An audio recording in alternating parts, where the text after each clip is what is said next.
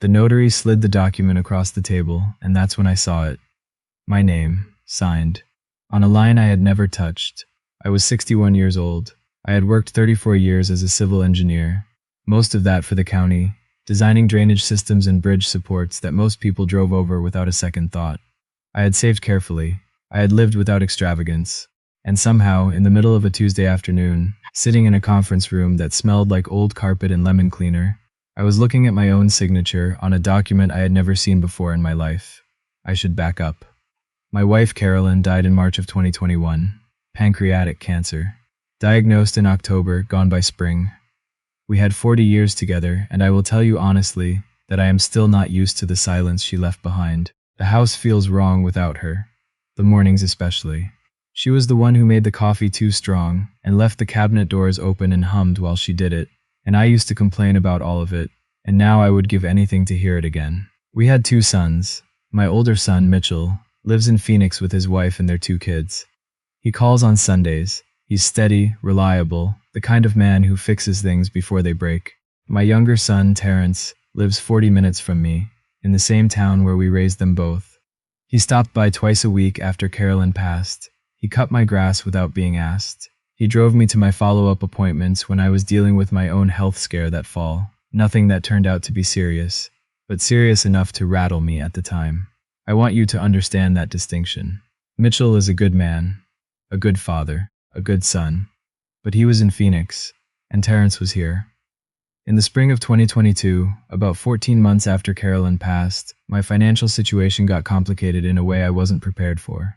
Carolyn had handled most of the household finances, not because I couldn't, but because she was better at it and she enjoyed it, and over the years it just became her territory. When she was gone, I inherited a system I didn't fully understand. There were accounts I didn't know the passwords to, automatic payments going to things I'd forgotten we subscribed to, a brokerage account she'd set up years ago that I had never once logged into. I'm not proud of that, but I'm telling you the truth. Mitchell called one weekend and suggested we look into setting up some kind of financial power of attorney, something that would let one of the boys help me manage things if I ever needed it. He had done some research. He said it was smart planning, especially given what we'd just gone through with their mother. I agreed. It made sense. What I thought we were doing, setting up a legal arrangement where one of my sons could step in and help manage my accounts if I became incapacitated. What actually ended up on paper, according to the notary who called me that Tuesday, was something significantly broader than that. His name was Mr. Fowler. He had a small practice out of a strip mall office about 20 minutes from my house. And he called me because a document had come through his office for notarization, and something about it had made him stop. He said, "Mr. Aldridge, I need you to come in." I asked if we could do this over the phone. He said, "I really think you should come in." I drove over that afternoon not knowing what to expect. I sat down across from him at that table, and he set the document in front of me, and he said, very quietly, "I remember this clearly." He said, "Did you sign this?" I looked at my name. The handwriting was close. It wasn't perfect, but it was close enough that for a moment I actually doubted myself. I thought, did I sign something I don't remember? Was I confused that day, exhausted? Did I just put my name on something without reading it? Then I read what was on the paper. It wasn't a standard power of attorney for incapacity. It was a full financial power of attorney, broad and immediate, granting complete authority over my accounts, my real estate, my pension disbursements, and my brokerage. Not to Terrence, not to both boys together, but to Mitchell's wife, my daughter-in-law. I'll call her my daughter-in-law because that is what she is, and I am trying to be fair. Her name isn't important right now. What's important is that I sat in that office, and I felt the floor shift under me, and I had to remind myself to breathe, Mr. Fowler explained that the document had been submitted for notarization through an online service, and that when it came to his desk for processing, he was the certifying notary on the service. He had flagged it because the signature didn't match the sample signature I had on file from a previous document I'd notarized through the same platform years ago. He said he hadn't notarized it. He said he had called me instead. I drove home with a copy of that document in the passenger seat, and I sat in my driveway for a long time. My daughter-in-law had been involved in the original power of attorney conversations from the beginning. She's an accountant by training, and Mitchell had brought her into the discussion because she understood the financial and legal side better than either of us. I had been grateful for that. She had explained things clearly. She had been warm, helpful, organized.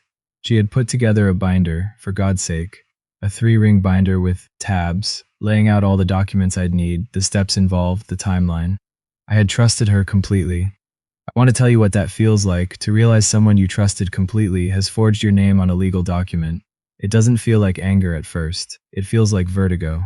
Like the thing you were standing on wasn't what you thought it was, and you have no idea how long you've been standing on nothing.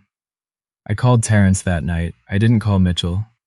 I know that sounds strange, and I spent a long time asking myself why. And the honest answer is that I didn't know yet what Mitchell knew. I didn't know if he was part of it, and I couldn't make that call until I did. Terrence came over. He sat at my kitchen table, and I put the document in front of him, and he went very still. He read it once. He read it again. Then he looked up at me and said, "Dad, when did you sign this?" I told him I hadn't. He was quiet for a moment, then he said, "Does Mitchell know you're talking to me?" I said no. He nodded. He said, "Okay, then let's figure out what we know before we do anything else." That was Terrence, always methodical, always careful. When he was 12 years old and I told him he couldn't do something, he never argued. He just went quiet and figured out the facts. Drove me crazy then. I was grateful for it now. Over the next week, we started pulling things apart carefully. Terrence helped me access the brokerage account and the secondary savings account Carolyn had set up, the one I had basically ignored since she passed. What we found there was not the shock we were bracing for, but it was a beginning. There were several transfers in the previous 18 months. Not enormous amounts individually. 400 here, 600 there, one for 1,200. Transfers to an external account I didn't recognize. Carolyn had set up that brokerage with just under $140,000 in it, accumulated over decades. Index funds, mostly. A few individual stocks she'd picked herself and was proud of. When we looked at the balance in March of 2023, about 2 years after she died, it was sitting at $126,000. That's not catastrophic, but it should have grown, not shrunk. And the transfers to the external account, nobody had moved money out of that account while Carolyn was alive. Not once. We went to the bank together, Terrence and I. He drove. I sat in the passenger seat and watched the town go by, and thought about all the ways I had let things slide because I was grieving, and because I trusted people, and because sometimes grief makes you smaller than you used to be. The bank manager pulled us into her office. She was professional, thorough, patient. She laid out the transaction history and she explained, very carefully, that while the transfers had been authorized using my online banking credentials, she was noting an inconsistency in the IP addresses associated with several of them. They hadn't all originated from my devices. She asked me gently if I had ever shared my login credentials with anyone. I hadn't. But I had let my daughter-in-law sit at my kitchen table with my laptop to help me set up automatic bill pay the previous spring. She had helped me navigate the bank website. She had been helpful, patient. She had handed me the laptop when she was done and said, "Okay, I think that's all set." She could have seen my credentials then, or saved them. I had never thought to change my password after that. The bank manager said she would flag the account for review and document everything we had brought in. She said the inconsistency in IP addresses was significant. She said I should contact an attorney. What I want to say here, because I know some of you are wondering, I know because I would be wondering the same thing, is why I still hadn't called Mitchell. I'll tell you. Because in the week between finding that document and going to the bank, Terrence had quietly done some additional digging. He had found on a public record search that Mitchell and his wife had purchased a vacation property in Sedona the previous November. A cash purchase, $387,000. Mitchell's salary as a regional sales manager was solid. His wife's accounting income was solid. But a cash purchase of that size, at that time, required me to do math I didn't want to do. The math came out wrong.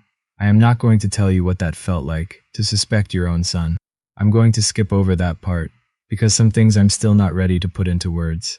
I will tell you that I sat in my living room that night, and I looked at a framed photo of Mitchell at his college graduation, 22 years old, grinning, and I felt something break in a place I didn't know I still had feeling.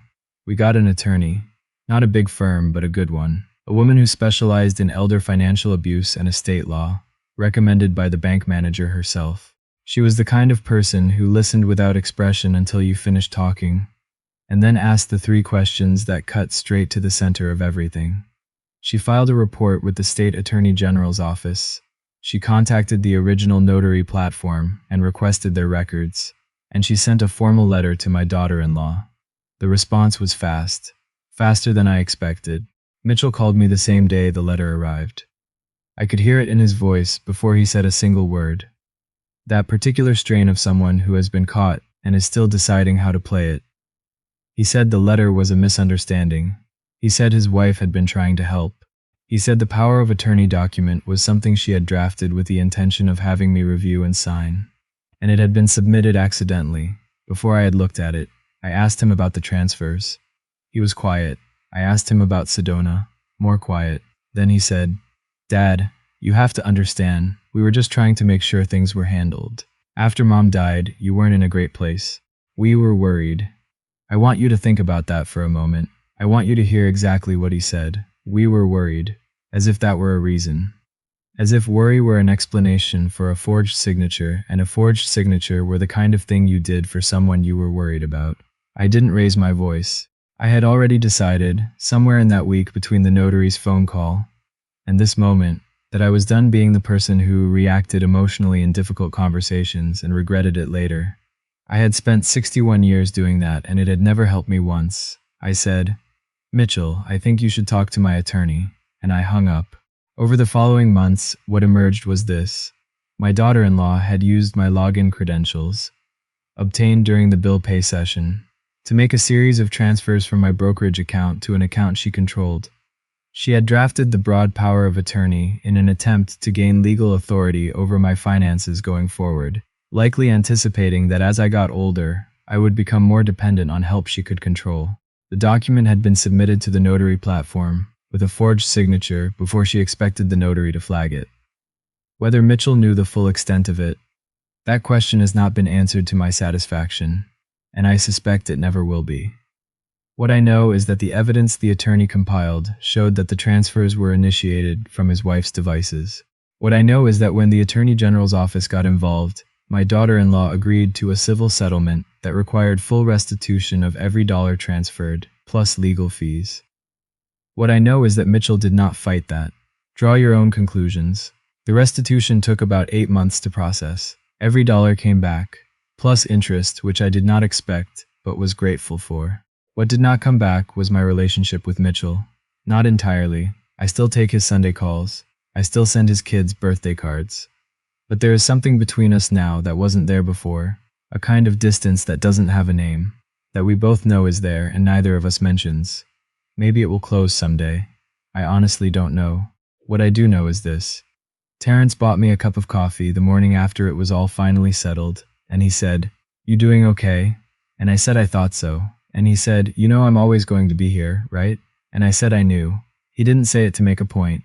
He didn't say it as a contrast to his brother. He just said it because it was true, and because that's the kind of man he is, and because some things don't need to be dramatic to matter. I think about that afternoon in Mr. Fowler's office sometimes. The way he slid that document across the table and said nothing, just waited for me to see it myself. I asked him afterward, once everything was resolved, why he had stopped. He said in his line of work he had notarized thousands of documents over 30 years, and a signature either sits right or it doesn't. He said mine didn't sit right. He said he almost let it go. He said he almost told himself he was being overly cautious. I'm glad he didn't. There's a piece of advice I want to pass on, because I have earned the right to say it, and because I wish someone had said it to me 20 years ago. It doesn't matter how much you trust someone. It doesn't matter if they're your family, your spouse, your child, your closest friend. Your financial accounts should have a second layer of protection that is not controlled by the person you trust most. A separate alert system, a verification call, a completely separate contact, an attorney, a different family member, a financial advisor, who is not connected to the people closest to you, whose only job is to be a tripwire. Mr. Fowler was my tripwire, and he wasn't even set up on purpose. I got lucky. Not everyone does. I'm retired now, properly. I left the county job about 8 months after all this resolved. It felt like the right time. I have a routine now. Coffee at 6, a walk by 7, crossword puzzle at the kitchen table that still feels too quiet, then whatever the day brings. Some days Terrence stops by, and we sit on the back porch and say nothing in particular, and it's the best part of the week. My daughter-in-law does not come to family events anymore. That was her choice, not mine. My grandchildren still come. I make sure they still come. They're innocent in this. Kids always are. Last Christmas, Mitchell and I sat at Terrence's dining room table and ate and talked about football and old memories and did not once mention any of it. It was a kind of peace, I suppose. Imperfect, incomplete, but real. I don't know if Mitchell is sorry. I don't know if he told himself a story that made it feel okay, or if he knew exactly what was happening and looked away, or if he truly was kept in the dark by someone he trusted the way I had trusted her. I have turned that question over so many times it has gone smooth in my hands. I don't pick it up much anymore. What I know for certain is what Terrence said the morning it was all resolved. He's always going to be here, and in the end, that's the only thing that mattered. The quiet ones, the ones who show up without being called. The ones who sit with you and don't need it to be dramatic. They're the ones you can trust with your life. I know that now. I just wish it hadn't cost me so much to learn it.